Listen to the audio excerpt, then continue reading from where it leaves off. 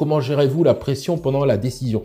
Bah, assez facilement parce que pendant la décision, je suis assez concentré. Alors, allez-y, on se concentre. Ok, on se concentre. Donc, j'ai pas tellement d'inquiétude sur, voilà, qu'est-ce que je dois, enfin, voilà, je suis concentré sur ce que je dois faire, etc. Je cherche à avoir l'information de savoir est-ce qu'il voit, est-ce qu'il voit pas, à vérifier que le test est bon, donc je modifie, je mets ma main, je suis concentré en fait à ça. Et une fois que finalement j'ai l'information, bah pour moi il n'y a plus de discussion tellement. À partir du moment où on a cette information qu'il y a une amputation du champ visuel et que c'est pas réversible, bon bah voilà, le problème entre guillemets est réglé. Donc c'est pour ça que vous ne voyez pas tellement hésiter quand je parle à l'arbitre. Je lui dis tout de suite, bah voilà, il ne voit pas de l'œil, bon bah on arrête quoi. Enfin voilà. Et vraiment c'était important. Je pense que c'était important pour lui. Avant les combats, allez-vous voir les combattants ou jamais? Alors avant les combats, peu. Hein, on va peu les voir parce que l'idée c'est de les laisser se concentrer avec leur staff. Il n'y a pas tellement d'intérêt à ce que, sauf problématique médicale évidemment, il n'y a pas tellement d'intérêt, juste avant les combats j'entends, hein, il n'y a pas d'intérêt à ce que le médecin aille voir. En revanche, ce qu'il faut savoir c'est que la veille du combat, donc là en l'occurrence le combat a lieu le samedi, donc le vendredi matin, au moment de la pesée officielle, pas la pesée spectacle, mais au moment de la pesée officielle, il y a une visite médicale qui est faite. Et donc là aussi, avec mon équipe, on a une visite médicale qui est faite pour chaque combattant pour vérifier, les checker et vérifier qu'il n'y ait pas de gros problèmes. Donc voilà, il y a ça. Mais toujours est-il que vraiment ça on le vérifie juste avant de les autoriser et au moment de la pesée, quoi. Hein, voilà, ça c'est la seule situation. Sinon après, bah ils sont dans leur, faut les laisser dans leur bulle, dans leur préparation et bon, sauf problème médical, il n'y a pas lieu de les embêter. Il n'y a pas lieu de les embêter. Est-il vrai qu'une autre personne vous a demandé de dire à Benoît Saint-Denis de fermer l'autre œil? Merci pour votre travail. Non, non, personne ne m'a rien dit. J'ai fait mon examen tout seul comme un grand. J'ai fermé l'autre œil pour être certain que, parce que quelquefois, sans le vouloir, on peut, voilà, quand on voit rien, on peut ouvrir l'autre œil un petit peu sans le vouloir. Et effectivement, ça peut fausser l'examen. Donc, le mieux, c'est de faire une occlusion manuelle et être certain que on n'analyse que l'œil le plus endommagé. Voilà ce pourquoi j'ai fait ce geste dans un deuxième temps.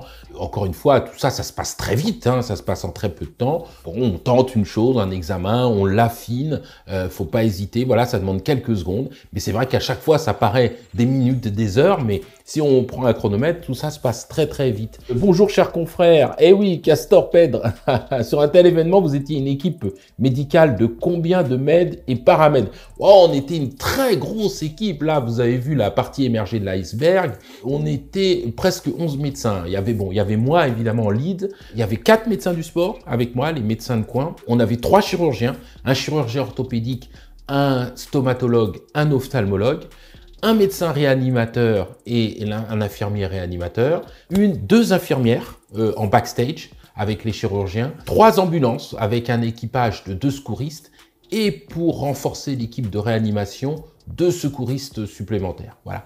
Donc, on avait quand même, si on compte tout ça, ça fait 8 pour les secouristes. Vous comptez tout, on était, voilà, bien 16-17, hein, je ne sais plus exactement. Mais enfin, donc, c'était une grosse équipe. Et un orthésiste, j'oublie l'orthésiste, hein, capable de faire des orthèses sur mesure. Et tout ça, c'était pour but de prendre en charge, en fait, le plus correctement possible les blessés, les orienter vers des hôpitaux qui sont fléchés pour nous aussi. Donc voilà, c'est vraiment tout ça qui nous intéressait.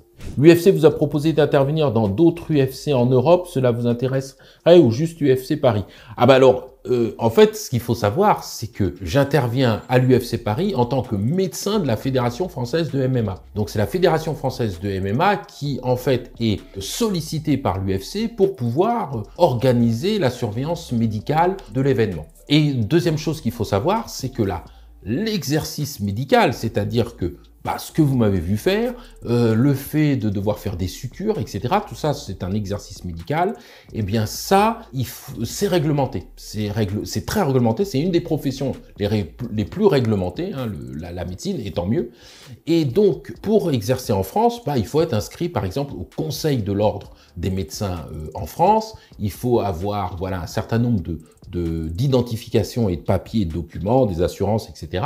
Et donc ça, c'est pas possible de le faire à travers le monde, si ce n'est, ou en tout cas, il faudra faire des démarches extrêmement lourdes, puisque un médecin ne peut pas, hop, aller à l'étranger et exercer comme ça à l'étranger. Donc ça ne m'a pas été proposé, mais même j'aurais envie de dire que c'est pas possible.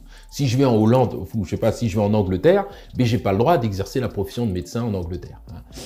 Et inversement, un médecin anglais ne peut pas venir en France et exercer. C'est très réglementé. Ou un médecin américain, par exemple, ne peut pas venir non plus. C'est l'UFC ou la Fédération Française de MMA qui finance tout le staff et votre matériel. Absolument. C'est via la Fédération Française de MMA, mais bon, c'est une prestation faite par la fédération qui est facturée, entre guillemets, à l'UFC. Hein, voilà. Donc, c'est absolument ça. Oui, qui finance tout ça. Absolument.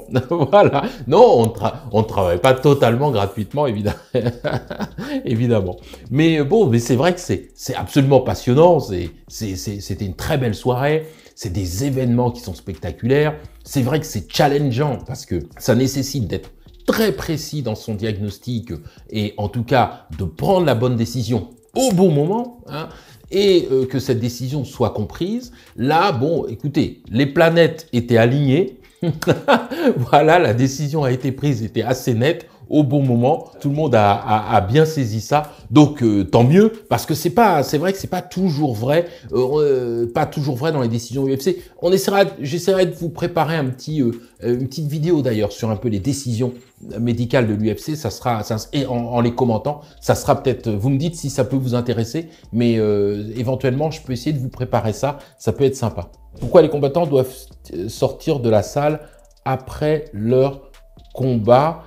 Ils sortent de la salle pour aller faire leur visite médicale.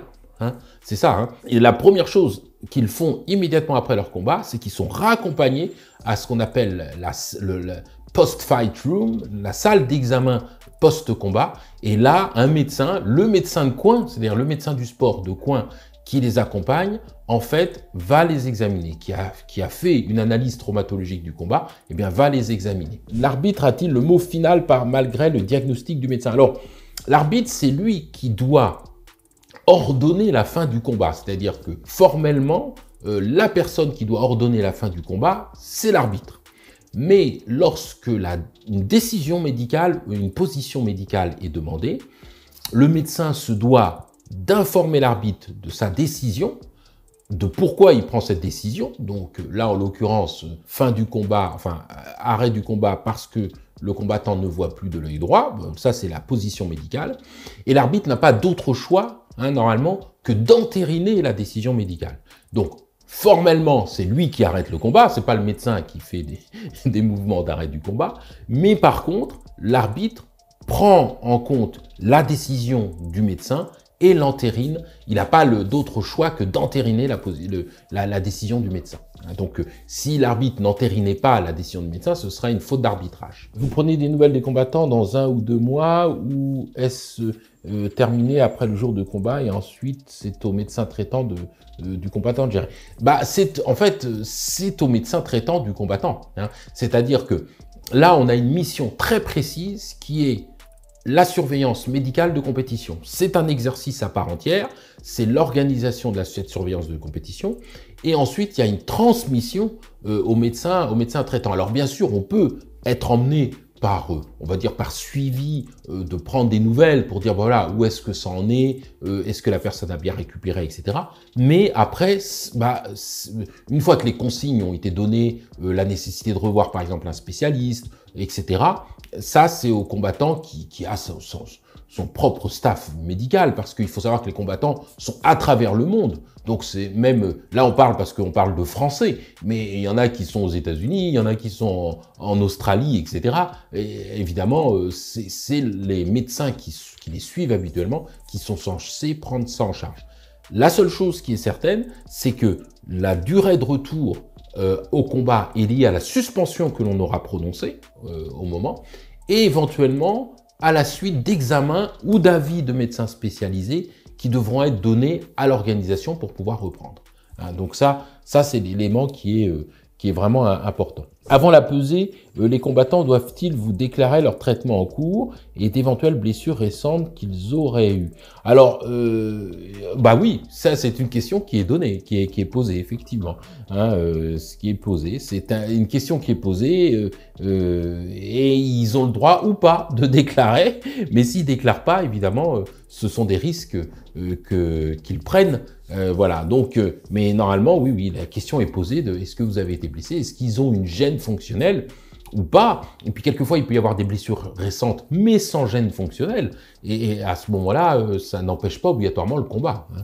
Alors, si le combattant, ah oui, la question, si le combattant veut revenir plus tôt, ça, après, ça, c'est une décision de l'UFC. Hein, ils ont un service médical. Normalement, il ne peut revenir plus tôt qu'avec des examens qu'on aurait expliqués. Par exemple, si on dit, voilà, tu as, peu importe, je dis un exemple, 5 mois de suspension, 6 mois de suspension, qui peut être levé en cas de présentation d'un scanner et d'un avis spécialisé ORL, par exemple, ou ophtalmologique. Bon. Donc, la personne doit faire son scanner de contrôle et doit avoir un ophtalmo qui va dire, par exemple, au bout de 4 mois, bon, monsieur untel, effectivement, a une blessure qui est consolidée ou cicatrisée, et peut reprendre l'entraînement ou la compétition.